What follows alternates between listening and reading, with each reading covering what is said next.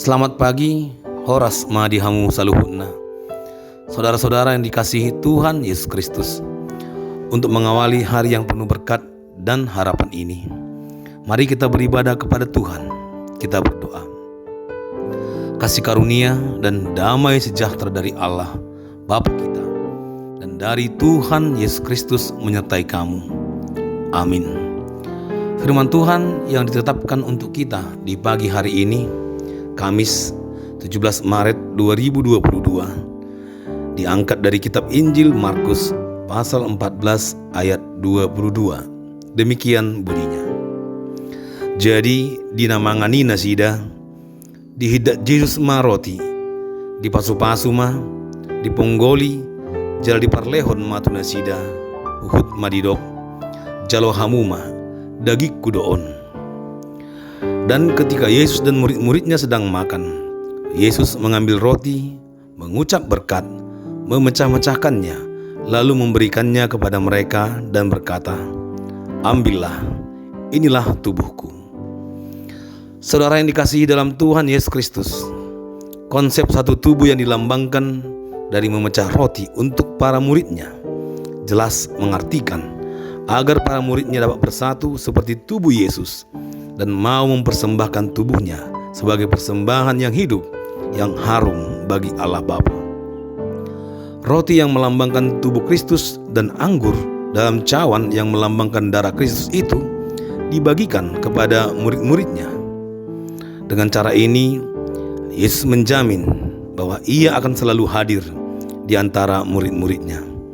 Secara jasmani, roti dan anggur itu menyatu dalam diri para murid yang memakan dan meminumnya, dan secara rohani Yesus Kristus menyertai para muridnya agar kekuatan dan kesetiaan serta ketaatan Yesus ada dalam diri mereka. Perjamuan kudus mengingatkan orang percaya bahwa mereka adalah milik Kristus. Mereka sudah dibeli dengan harga yang mahal yang telah lunas dibayar. Karena itu sudah menjadi kewajiban bagi kita untuk memuliakan Allah dalam hidup kita sehari-hari. Saudara-saudara yang dikasihi Tuhan Yesus Kristus, dalam perjamuan malam itu, Yesus memberikan makna baru terhadap makan Paskah dengan menunjukkan kepada para murid bahwa Dialah yang menjadi anak domba Allah, seperti anak domba yang dipersembahkan waktu malam ketika bangsa Israel keluar dari Mesir. Roti Paskah melambangkan tubuhnya yang akan segera diserahkan bagi para murid. Demikian pula anggur yang mereka minum melambangkan darahnya yang segera tercurah sebagai perjanjian dan perdamaian Allah dengan manusia. Tubuh Yesus yang dilambangkan dengan memecah roti untuk para muridnya diartikan supaya muridnya disatukan bersama dengan Yesus meskipun Dia akan segera mati. Namun kehadiran Yesus ada dalam darah dan daging dan roh mereka untuk menemani, menguatkan mereka dalam menghadapi penderitaan di dunia ini dan mengajari mereka untuk menyerahkan diri sepenuhnya kepada Allah Bapa. Saudara-saudara yang dikasihi Tuhan Yesus Kristus, kita percaya sebagai anak domba Allah, Yesus mempersembahkan dirinya sebagai jaminan keselamatan bagi seluruh dunia. Tidak hanya itu, roti perjamuan juga kita maknai dengan makna yang baru, yang melambangkan tubuhnya yang akan diserahkan untuk para muridnya, supaya kita juga ikut dalam materai perjanjian dan perdamaian Allah dengan manusia. Melalui perjamuan itu, Ia ingin mengingatkan para pengikutnya dan kita semua bahwa Ia telah mempersembahkan dirinya sebagai korban demi membebaskan orang-orang yang percaya.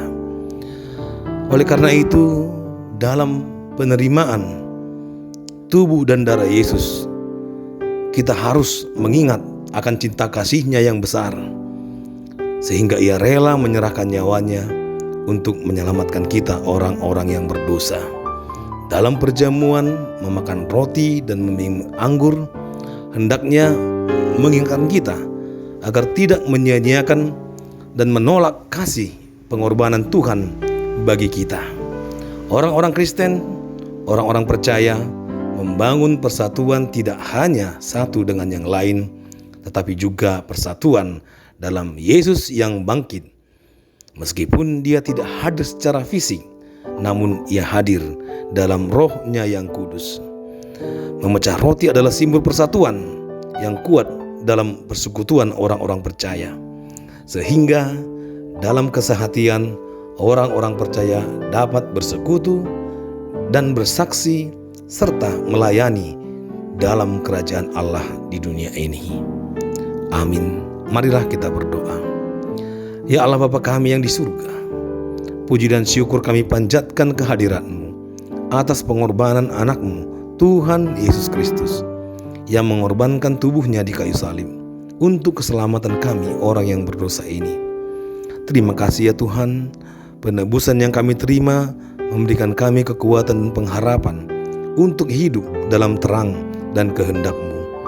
Biarlah itu tetap diam di dalam hati kami, agar kami juga ikut dalam penderitaan dan kematian serta kebangkitan Yesus mengalahkan kematian, dosa, dan yang jahat. Sertai ya Tuhan orang-orang yang berharap kepadamu, yang percaya kepada jemaat, yang percaya kepada nama-Mu, seluruh jemaat-Mu yang mengalami sakit penyakit, yang berduka, serta yang bergumul dalam imannya, agar dapat memenangkan dan hidup dalam kemenangan Yesus. Kami serahkan hati dan tubuh, jiwa, serta roh kami hanya ke dalam kasih karunia-Mu. Dalam nama Yesus Kristus kami berdoa. Amin. Kasih karunia, anugerah Tuhan Yesus Kristus dan kasih Allah Bapa dan persekutuan Roh Kudus menyertai kamu sekalian. Amin.